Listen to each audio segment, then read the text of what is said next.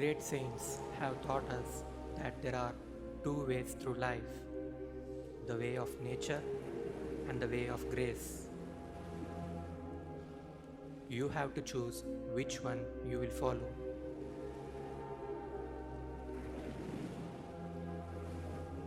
Grace doesn't try to please itself, it accepts being slighted, forgotten, and disliked. It accepts insults and injuries. Nature only wants to please itself. It wants others to please it too.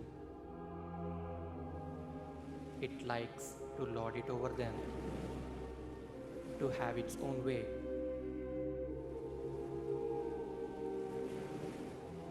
It finds reasons to be unhappy even when the world is shining around it.